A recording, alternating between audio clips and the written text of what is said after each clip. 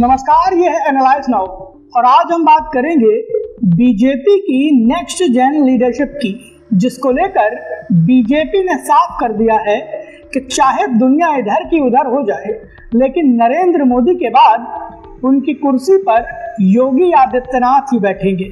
और ये भी स्पष्ट हो गया है कि योगी आदित्यनाथ को नरेंद्र मोदी ही नहीं बल्कि आरएसएस का पूरा समर्थन मिल रहा है। आखिर इसके पीछे की पूरी कहानी क्या है, चलिए आज डिकोड करते हैं।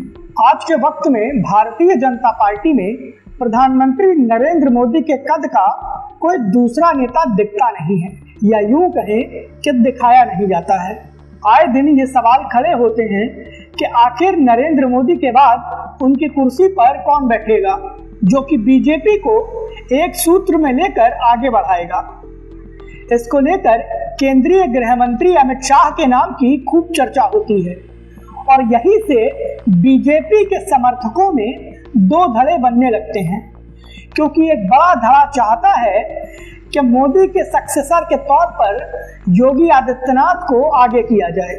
इसके चलते इन दोनों नेताओं के बीच टकराव की खबरें खूब चलाई जाती हैं, लेकिन अमित शाह और योगी आदित्यनाथ जब एक मंच पर दिखते हैं तो ये सारा नैरेटिव ध्वस्त हो जाता है।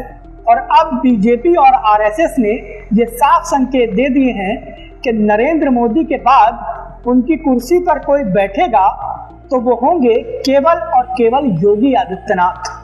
दरअसल बिहार चुनाव के लिए बीजेपी के रणनीतिकारों ने चुनाव प्रचार को लेकर एक ऐसी रणनीति बनाई है जिसके तहत बीजेपी को सबसे ज्यादा फायदा प्रधानमंत्री नरेंद्र मोदी और योगी आदित्यनाथ की रैलियों और जनसभाओं से मिले।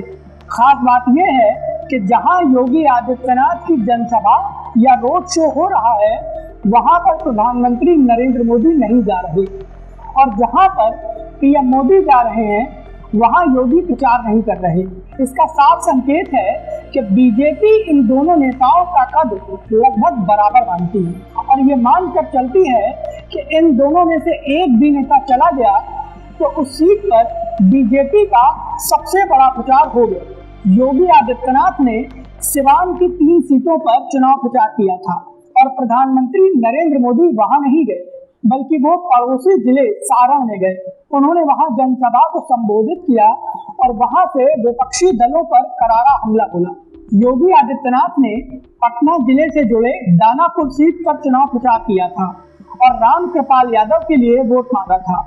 इसीलिए प्रधानमंत्री नरेंद्र मोदी दानापुर नहीं गए, बल्कि वो पटना सिटी में रोड शो करेंगे।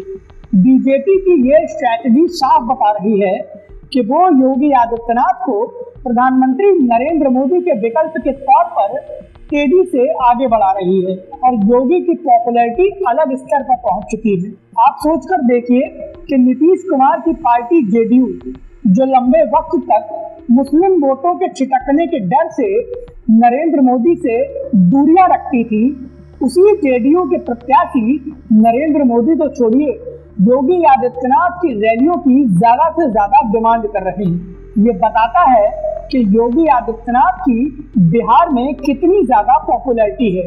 2024 के लोकसभा चुनाव में बीजेपी का जब यूपी में परफॉर्मेंस गिरा था तो योगी आदित्यनाथ के खिलाफ एजेंडा चला था और बीजेपी के अंदर ही कुछ योगी विरोधियों ने उनके खिलाफ मोर्चा खोल दिया था। लेकिन अब स्थिति बदल गई है, क्योंकि योगी को हटाने का जो प्लान बना था वो पूरी तरह से फुस हो गया और सूत्र बताते हैं कि योगी आदित्यनाथ को हटाने का प्लान आरएसएस ने फिक्स किया। जानकार ये भी बताते हैं कि आरएसएस योगी आदित्यनाथ को हिंदुत्ववादी नेता होने के चलते पीएम मोदी के सक्सेसर के तौर पर सबसे आगे देख रहा है और इसीलिए चाह कर भी अमित शाह योगी आदित्यनाथ का कुछ बिगाड़ नहीं सकते हैं। योगी आदित्यनाथ के बढ़ते राजनीतिक कद को लेकर आपकी क्या राय है, प्लीज हमें हमारे कमेंट बॉक्स में जरूर बताएं। वीडियो पसंद आया हो तो प्लीज इसे लाइक करें और हमें सपोर्ट करने के लिए हमारे वीडियो को ज्यादा से ज्यादा शेयर करें।